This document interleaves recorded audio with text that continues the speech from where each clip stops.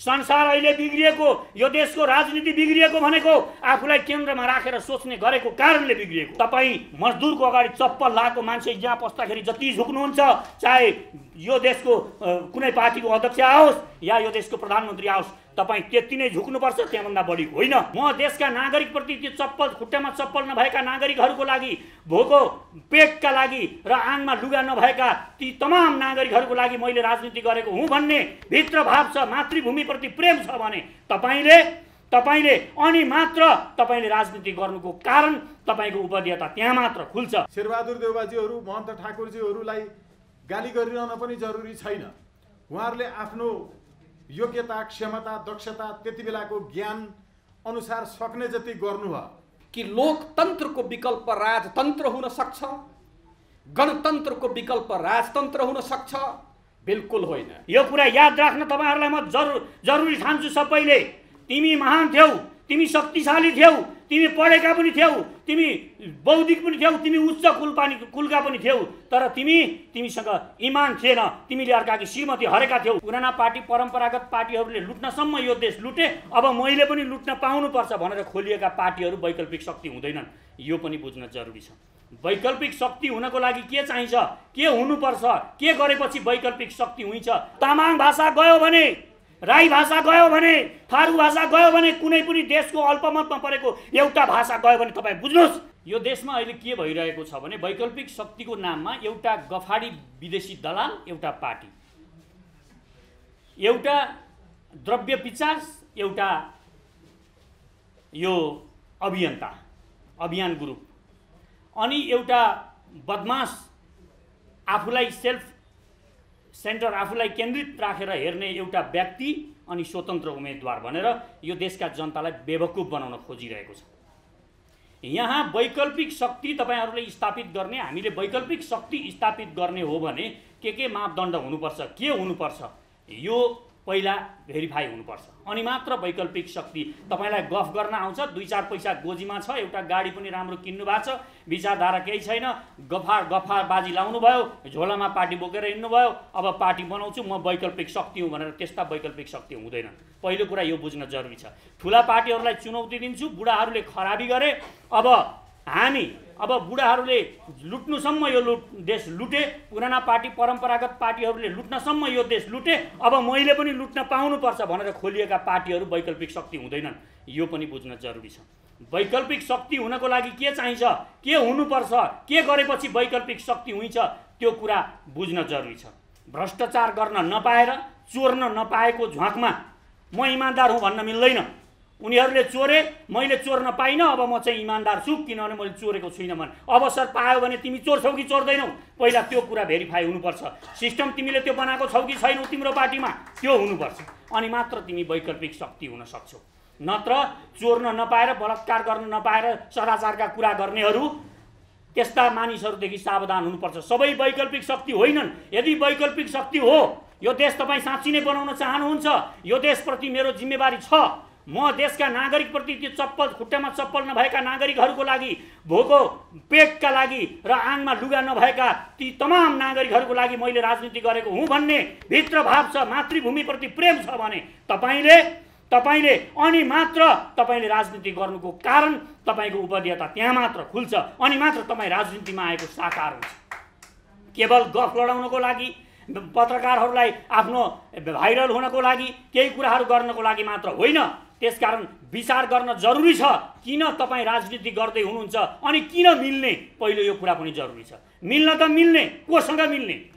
सुँगुरहरूसँग मिल्यो भने त फेरि गुखानै जानुपर्छ नि त। त्यसले आइडियोलोजी के लिएर आएको छ? सुँगुरको आइडियोलोजी लिएर आएको छ कि भोलि यस्तै यिनै पुराना पार्टीहरूका 70 वर्षसम्म यिनीहरू मिलिरहेका छन् त, मिलेर देश लुटिरहेका छन् त, अब फेरि हामी किन मिल्नु पर्यो? यो कारण पहिला खोज्नुपर्छ। विदाउट रिजन तपाईँ मिल्नुभयो भने तपाईँ मिल्नुको सार हुँदैन। त्यसकारण मिल्नको कारण खोज्नुपर्छ, के कारण र किन मिल्ने हो यो कुरा पत्ता लगाउनुपर्छ।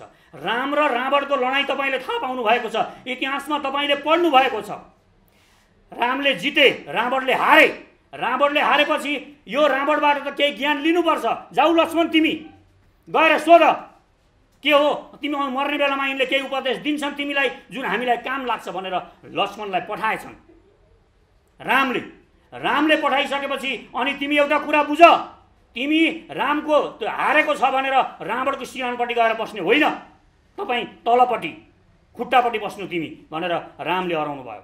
रामले हराइसकेपछि गए लक्ष्मण गएर उनले कारण सोद्धाखेरि पहिला भने, तिमी एउटा कुरा मलाई बताऊ, म तिमीभन्दा उच्च कुलको हुँ, तिमी क्षत्रिय हौ, म ब्राह्मण हुँ, तिमीभन्दा म सर्वशक्तिमान छु। रावणले भनिरहेका छन् है यहाँ, तिमीभन्दा म सर्वशक्तिमान छु, मैले इन्द्रलाईसम्म हराएको थिएँ, तिमी बाँदरको सेना लिएर आएका मान्छे हौ, एउटा जनजातिका सामान्य मानिसहरूका सेना लिएर आएका थियौ, तिमीसँग केही पनि छैन, न तिमी म जति पढेको छौ, मैले यति धेरै पुस्तकहरू लेखेको छु, म एउटा वेदको ज्ञाता हुँ, म सबै कुरा जान्दा छु, तर तिमीले किन जित्यौ, मैले किन हारेँ यो पहिला बताऊ भनेर रावणले लक्ष्मणलाई सोधे। त्यस पछाडि लक्ष्मणले एउटा कुरा भनेका छन्, यो कुरा याद राख्न तपाईँहरूलाई म जरुरी ठान्छु सबैले, तिमी महान थियौ, तिमी शक्तिशाली थियौ, तिमी पढेका पनि थियौ, तिमी बौद्धिक पनि थियौ, तिमी उच्च कुलका पनि थियौ, तर तिमीसँग इमान थिएन, तिमीले अर्काकी श्रीमती हरेका थियौ, तिमीले जनजातिहरूका यो समुदायहरूका अनेक समुदायबाट हजारौं चेलीहरू अपहरण गरेर लङ्कामा ल्याएका थियौ, तिमीसँग सदाचार थिएन। पहिलो कुरा, तपाईँ राजनीति गर्न आउनुहुन्छ भने तपाईँसँग सदाचार हुनुपर्छ, तपाईँ कति इमान्दार हुनुहुन्छ, त्यसले विशेष रोल खेल्छ। अनि अर्को कुरा पनि भन्नुभएको छ त्यहाँ, लक्ष्मणले अर्को कुरा भनेका छन्, मेरो दाजु सदाचारी हुनुहुन्थ्यो, महान हुन्थ्यो, र तिमी अहिले यो सत्ता, यो शक्ति, यो ज्ञान तिमीले आफूलाई केन्द्रमा राख्नको लागि प्रयोग गर्यौ, तिमीले आफू सर्वशक्तिमान हुनको लागि प्रयोग गर्यौ, तर मेरो दाजुले, मेरो रामले यो जनजातिहरूको अधिकार दिलाउनको लागि जुन ठाउँमा गएर लडाइँ गर्नुभयो, जुन जनजातिको लागि लडाइँ गर्नुभयो, त्यहीँको राजा बनाएर हिँड्नुभयो, त्यहीँको राजालाई राज्याभिषेक गराउनु भयो, यो लङ्कामा पनि आज तिमी मरेपछि तिम्रै भाइ राजा हुन्छ, राम राजा हुँदैनन्। त्यसकारण तपाईँ आफूलाई केन्द्रमा राखेर जब सोच्न थाल्नुहुन्छ केही कुरा मिल्दैन। मैले हाम्रो पार्टी एकीकरण गर्ने बेलामा मैले भनेको थिएँ, सर्वप्रथम मैले भने मलाई अध्यक्ष चाहिँदैन, सचेत नेपाली पार्टीको नाम चाहिँदैन मलाई, हाम्रो चुनाव चिन्ह सिंह चाहिँदैन, तपाईँहरू दिनुहोस् प्रस्ताव, अरू के छन् तपाईँहरूसँग। मैले स्वागतजीलाई, उन्नत लोकतन्त्र पार्टीलाई, अनि रमेश खरेलजीको सुशासन पार्टीलाई, नेपाल आमा पार्टीलाई यो प्रस्ताव मैले दिएँ। मैले पहिले सहजीकरण गरेँ, मैले आफूलाई केन्द्रमा राखेर म अध्यक्ष बन्नुपर्छ अनि मात्र मिल्छु, मेरो सचेतना पार्टीको नाम राख्नुपर्छ अनि मात्र मिल्छु, मेरो चुनाव चिन्ह सिंह राख्नुपर्छ। तपाईँको अहिले सुशासन पार्टीको मकैको घोगो छ, अर्को पार्टीको के छ, यी सबैभन्दा शक्तिशाली देखिन्छ पनि सिंह यो राखौँ भन्न सक्ने म, तर मैले पहिल्यै सबै कुरा छोडेँ। संसार अहिले बिग्रिएको, यो देशको राजनीति बिग्रिएको भनेको आफूलाई केन्द्रमा राखेर सोच्ने गरेको कारणले बिग्रिएको। त्यसकारण कुनै पनि पार्टीले अहिले पनि, हामीले यो बिहिबारको कार्यक्रममा मैले भनेको छु, कुनै पनि पार्टीले आफ्नो चुनाव चिन्ह त्यहाँ सिफारिस गर्न पाउँदैन, म पनि गर्दिनँ, तपाईँहरू पनि पाउनुहुन्न। त्यहाँ सबैजनालाई बोलाउँ र जसले त्यहाँ हामी नामहरू सिफारिस गरौँ, त्यो जुन छानिन्छ त्यो एउटा चुनाव चिन्ह हो, हामीले प्रचार गर्ने हो, लिएर अगाडि बढ्ने हो। त्यो चुनाव चिन्ह छानिसकेपछि त्यो तेरो, त्यो मेरो हुँदैन, त्यो हाम्रो हुन्छ। त्यसकारण मैले भन्ने गरेको छु, संसारको अहिलेको राजनीतिक यो संसारमा वार किन छ? आफूलाई केन्द्रमा राखेको कारणले छ। अमेरिकाले आफूलाई केन्द्रमा राख्छ, उसलाई सर्वशक्तिमान आफू हुनु परेको छ, अनि विश्वमा सबैलाई नियन्त्रणमा आफूले लिनु परेको छ। आफूलाई केन्द्रमा राखेर उसले ओपननेस र ग्लोबलाइजेसन भन्छ, हामी एन्टी ग्लोबलाइजेसन भन्छौँ। हामी सचेत नेपालीहरू एन्टी ग्लोबलाइजेसन, एन्टी ओपननेस, तिनीहरूका सामान यहाँ बेचेर हामी कहिल्यै पनि धनी हुन सक्दैनौँ, यो कुरा बुझ्न जरुरी छ। अमेरिकन सामान हामीले किनेर, युरोपियन युनियनका सामान किनेर हामी धनी हुन सक्दैनौँ, इन्डियाका सामान किनेर हामी धनी हुन सक्दैनौँ। हामीले उद्योग धन्दाहरू यहाँ स्थापित गर्नको लागि ओपननेस अस्वीकार गर्नुपर्छ, एन्टी ग्लोबलाइजेसनमा जानुपर्छ, अनि मात्र सक्छौँ। नीति अमेरिकाले दोस्रो विश्वयुद्धपछि अमेरिकाले आफूलाई केन्द्रमा राख्यो। अहिले विश्व दुई ध्रुवमा विभाजित हुँदैछ, पूर्वीय ध्रुव र पश्चिमी।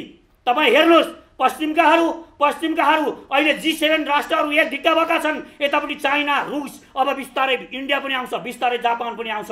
पश्चिमले 500 वर्षदेखि हामीलाई उपभोक्ता मात्र बनाएको छ। यसको विरुद्धमा पनि अब पार्टीहरू विभाजित हुन्छन् यो देशमा। पश्चिम हेर्ने पार्टी, पूर्वका पार्टीहरू आफ्नो धर्म, आफ्नो कल्चर, आफ्ना रीतिस्थिति, आफ्नो माटो, आफ्ना ढुङ्गामुढा यहाँलाई, त्यसैले हामीले सर्व पहिचानवाद भनेका हौँ। यहाँ मानिसहरू भन्ने गर्छन् नेपाली भाषा हो पुनः आट्यो भनेर, हामी यो मैले बोलेको भाषालाई मात्र नेपाली भाषा भने त्यो होइन।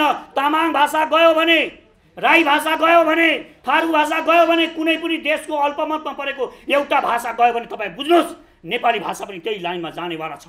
यसको लागि तपाईँले संरक्षण गर्नुपर्छ, मातृराष्ट्र भाषामा पढाउनुपर्छ। यो देशका जति भाषा छन् 125 भाषा, 123 जाति, ती सबै हाम्रा हुन्, हाम्रा नेपाली हुन्। यो कुरा मनमा राखेर तपाईँले राजनीति गर्नुपर्छ। हाम्रो पहिचान हो, यहाँको ढुङ्गा माटो, यो देशका नदी खोला नाला यी सबै हाम्रो पहिचान हो। यो कुरा बुझ्न जरुरी छ। यदि तपाईँले यहाँको सबै कुरालाई राखेर राजनीति गर्नुभयो भने नमिल्ने कुनै पनि आधार छैन, मिल्न सकिन्छ। त्यसकारण मिल्नको लागि आफूलाई केन्द्रमा नराखौँ।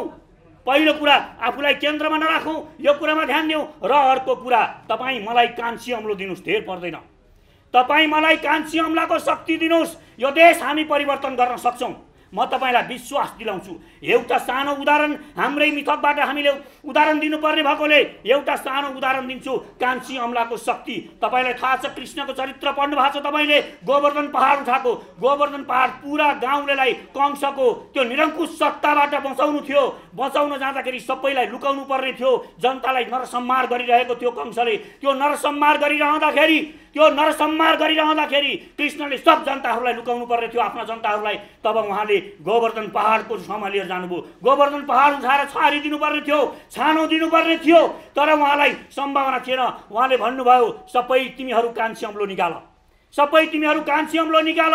सबले कान्छी अम्लो, हरेक जनताहरूले, हजार जनताहरूले कान्छी अम्लो गर्दा एउटा गोवर्धन पहाड सिंगै कान्छी अम्ला, जनताको कान्छी अम्लाले गोवर्धन पहाड उठ्यो। त्यहाँ सबैलाई छाया भयो। पानी वर्षा भइरहेको थियो, आँधी हुरी भइरहेको थियो, त्यहाँ सबै त्यो छारी मुनि बसे। त्यसकारण यो देशका जनताहरूलाई, यो देशका नागरिकहरूलाई म भन्न चाहन्छु, जोडिनुको अर्थ हुनुपर्छ आमूल परिवर्तनको लागि जोडिने हो। यत्तिकै रमाइलोको लागि एक सिट जितेर ठिक छ, मैले बुझिसकेँ। एक सिट जितेर सांसद हुनको लागि आफ्ना ती फ्रस्ट्रेसनहरू, डिप्रेसनहरू निकालेर समाजलाई ढाँट्नको लागि तपाईँ सांसद भएर केही फरक पर्दैन। तपाईँ यो देश जोड्नको लागि सांसद हुनु पर्यो। यो देशका यी पुराना पार्टी, पुराना सिस्टमहरूलाई ध्वंस पार्नको लागि तपाईँले सांसद हुनु पर्यो। त्यहाँ गएर बोल्न सक्ने एउटा कलाको विकास गर्ने खालको मान्छे सांसद हुनु पर्यो, अनि मात्र तपाईँ हामीले परिवर्तन गर्न सक्छौँ। त्यसकारण जोडिनुको अर्थ हुनुपर्छ। यसै जोडिए भनेर हुँदैन, आफूलाई केन्द्रमा राखेर जोड्न खोजेर हुँदैन। प्रचण्डको जस्तो म राष्ट्रपति हुन्छु भनेर आफूलाई केन्द्रमा राखेर प्रत्यक्ष निर्वाचित राष्ट्रपति भनेर यो देश जोडिँदैन। यो देश जोडिनको लागि मैले भनेको छु, सर्व पहिचानवादको नीति ल्याउनुपर्छ र नागरिकहरूलाई, हरेक नागरिकहरूलाई मन्त्रीको अगाडि, तपाईँ यहाँ अध्यक्ष आउँदाखेरि अघि कार्यक्रममा के भनिएको थियो, गहतराजीलाई पहिला सुरुमा मलाई के भनियो, यहाँ कोही अध्यक्ष हुँदैन यो कार्यक्रमको भन्नुभयो, र गहतराजी आउने बित्तिकै उहाँ अध्यक्ष भनेर घोषणा गर्नुभयो। यस्तो चाकरीको काम नगर्नुहोस्। तपाईँहरूलाई पनि भन्छु, यसरी देश बन्दैन। तपाईँ आफूलाई सेन्टरमा राख्नुहुन्छ, त्यो अध्यक्षलाई तपाईँ सुपर पावर के न हो जस्तो ठान्नुहुन्छ भने तपाईँले अर्को शेरबहादुर जन्माउनुहुन्छ, अर्को दलाल जन्माउनुहुन्छ। त्यसकारण तपाईँ मजदुरको अगाडि चप्पल लाएको मान्छे जहाँ पस्दाखेरि जति झुक्नुहुन्छ, चाहे यो देशको कुनै पार्टीको अध्यक्ष आओस् या यो देशको प्रधानमन्त्री आओस्, तपाईँ त्यति नै झुक्नुपर्छ, त्यहाँभन्दा बढी होइन। यो कुरा बुझौँ र मिल्नको लागि छाती खुला गरौँ। छाती खुला राखेर कति कुरा म अलिकति कठोर कुरा पनि गर्छु, मेरा कुराहरू मानिसलाई मन नपर्न सक्छन् र मलाई धेरै कम मान्छेहरूले बोलाउने गर्छन्, किनभने डराउँछन् यसले भण्डाफोर गर्छ होला भनेर। त्यसकारण म साथीहरूलाई भन्न चाहन्छु, मिल्नको लागि मिल्ने पोइन्ट के हो म त्यो खोजौँ। ती जनताहरू हुन्, ती नागरिकहरू हुन्, यो देश हो, यो देशको राष्ट्रियता हो। हामी नेपालीहरूले यो बुझ्नुपर्छ, यो देशको सार्वभौम सत्ता र अखण्डता जाँदैछ, यो चाँडै नै जाँदैछ। त्यसकारण हामी सबै मिलेनौँ भने यो देश ध्वस्त हुनेवाला छ। यसमा ध्यान दिउँ। यो देशको सार्वभौम सत्ता जानेवाला छ, यो ध्यान दिएर अगाडि बढ्यौँ भने हामी सफल हुन्छौँ र वास्तवमै हामीले चाहेको जस्तो यो देश समृद्ध र शक्तिशाली देश बनाउन सकिन्छ। मैले बारम्बार भनेको छु, यो देश शक्तिशाली नबनाइकन, यो देशको सेनालाई शक्तिशाली नबनाइकन यो देशमा कुनै पनि नेताको आत्मविश्वास आउँदैन। तपाईँ मोदीसँग जाँदा होस् या बाइडेनसँग जाँदा होस्, तपाईँ एउटा पिउन जस्तो, कर्मचारी जस्तो देखिनुहुन्छ, किनभने तपाईँको शिर आत्मविश्वासले अगाडि माथि उठ्दैन। तपाईँको देशको सेना शक्तिशाली छैन भने तपाईँ इमिग्रेसनमा जानुहोस्। यहाँका कति मान्छेहरू जानुभएको होला विदेश घुम्न। तपाईँहरू त्यो इमिग्रेसनमा गइसकेपछि तपाईँको हैसियत थाहा हुन्छ। तपाईको देशको हैसियत थाहा हुन्छ। आफ्नो देशको हैसियत उठाउने यी नाकामहरूले, यी गद्दारहरूले गरेन भने हामी पनि स्वार्थको राजनीति नगरौँ, त्योभन्दा माथि उठौँ। परिवर्तन सम्भव छ, यो दुनियाँमा असम्भव केही पनि छैन। हामी परिवर्तन गर्न सक्छौँ, परिवर्तनको सम्भाग हामी नै बन्न सक्छौँ। सङ्कीर्णता छोडौँ, हामीले मान परिवर्तन यो देशमा गर्न सक्छौँ। म तपाईँहरूलाई विश्वास दिलाउँछु, कान्छी अम्लो सबले निकाल्नुहोस् र परिवर्तन सम्भव छ भन्नुहोस्। जय सचेत नेपाली। धन्यवाद। यो देश टाउको लिएर आऊ र झोलामा पैसा लिएर जाऊ भनेर आदेश दिनेहरू र टाउको गिड्दै हिँड्नेहरू, संस्कृति परम्परा अनुसार क्रिया बसेका मान्छेहरूलाई काट्दै हिँड्नेहरू र काट्न आदेश दिनेहरू, तिनका टाउको ल्याउनेलाई पैसा दिन्छु भनेर फरमान जारी गर्नेहरू अहिले मिलिरहेका छन् नि, देउबा प्रचण्डहरू। यस्तो अप्राकृतिक मिलनका कारण बिग्रिएको हो र धेरै मिल्नु देशका लागि घातक छ। र यो घातक प्रकृतिको मिलाइका विरुद्ध पुरानाहरूलाई मटियामेट गर्ने, धुलिसात गर्ने, धुलीकृत गर्ने, बढाएर र फाल्ने कामका लागि साँच्चै लोकतन्त्रमा विश्वास गर्ने, साँच्चै गणतन्त्रमा विश्वास गर्ने, वंशवादका विरुद्ध उभिने, राइट टु रिकल र रिजेक्टका पक्षमा खरो ढङ्गले उभिने, नेतालाई चाहिँ मन नपर्ने, जनतालाई चाहिँ मनपर्ने विचार लिएर आउने, जस्तो कि नेतालाई बहिष्कार गरेको मन पर्दैन, जनतालाई बहिष्कारको अधिकार, राइट टु रिजेक्ट चाहिएको छ। पदमा पुगिसकेपछि त्यहाँबाट फिर्ता बोलाएको नेतालाई मन पर्दैन, जनतालाई त्यही चाहिएको छ। यसैले जनतालाई मनपर्ने, नेतालाई मन नपर्ने विचार हामी बोकेर हिँडिरहेका छौँ। राइट टु रिकल रिजेक्ट सहित आजभन्दा 12 वर्ष अगाडिदेखि एमसिसीको विरुद्धमा उभिने, एसपिपीको विरुद्धमा उभिने, राष्ट्रघाती नागरिकता अध्यादेश जो अहिले छलछाम तन्त्रबाट जम्मा 23 जनाले पास गरेको नाटक गरे, यसको विरुद्धमा उभिनेहरूको एकता जरुरी छ। हामीले अहिले यो प्रयत्न स्वरूप उन्नत लोकतन्त्र पार्टी, स्वतन्त्र राष्ट्रिय अभियान, नेपाल आमा पार्टी, सचेत नेपाली पार्टी, सुशासन पार्टी लगायत अन्य 1 दर्जन जति स्वतन्त्र समूहहरू, पार्टीहरू समेतले सँगै बसेर साझा उम्मेदवार, साझा चुनाव चिन्ह, साझा कार्यक्रमका साथ अघि बढ्नुपर्छ भन्ने एउटा निष्कर्ष निकालिसकेका छौँ। र सँगसँगै अर्को निष्कर्ष, यसै नागरिकलाई केन्द्रमा राखेर, सार्वभौम सत्तालाई केन्द्रमा राखेर, राष्ट्रियतालाई केन्द्रमा राखेर डेमोक्रेटिक सोशलिस्ट अलायन्सले गरेको छ भन्ने मैले बुझेको छु। र डेमोक्रेटिक सोशलिस्ट अलायन्सले योभन्दा पूर्व गरेको कार्यक्रमहरूमा पनि हामीले हाम्रो ऐक्यबद्धता, प्रतिबद्धता व्यक्त गरेका छौँ। हामी चाहन्छौँ कि हामीले मैले अभिव्यक्त गरेको ती 12वटा जति पार्टी, सङ्घ संस्था, स्वतन्त्र समूहहरू समेतबाट अब बिहीबार युनियन हाउसमा हामी 11 बजे 1 बजे कार्यक्रम गर्न लागिरहेका छौँ। त्यस कार्यक्रममा पनि म साथीहरूको सहभागिताका लागि, ऐक्यताका लागि आह्वान गर्न चाहन्छु। चुनाव चिन्ह गिटार हामीले राखेका छौँ, यो गिटार चुनाव चिन्हमा सहमत बनेर जाउँ, हामीले प्रस्ताव गरिहालौँ भन्नुभएको छ। यसरी भन्नुभएकोमा चुनाव चिन्ह गिटार जुन राखिएको छ, यो साथीहरूको त सहमति भइसकेको होला। हामी चाहिँ अब चुनाव चिन्ह के गर्ने हो त्यसलाई पनि सहमति साझा रूपमा गरौँ न भनेर यो बिहीबार सबैलाई जुट्नका लागि आह्वान गर्दैछु। त्यसो भएको हुनाले हुनसक्छ गिटार ठिक छ, गिटारका 6वटा तारहरूको आफ्नै आफ्नै खालका वैशिष्ट्यहरू छन्, यहाँहरूले पक्कै बुझेर राख्नु भएको छ। गिटार स्पेनिस गिटार हो कि अकस्टिक स्टिल स्ट्रिङ गिटार हो कि यो प्याब्लिन गिटार हो कि, यसका प्रकारहरू छन्। एक तारेको आफ्नै विशेषता छ, फेरि त्यो नारदले बजाउँदै हिँड्नेको आफ्नै विशेषता छ। त्यसकारण गिटारका वैशिष्ट्यहरू छन्। यो 6वटा तारले के भन्न खोजिरहेको छ, एउटा अर्थ निकालौँ। किनकि चुनाव चिन्ह हामीले प्रस्ताव गर्दा त कानुन बमोजिमै यसको अर्थ यो हो भनेर भन्नुपर्छ।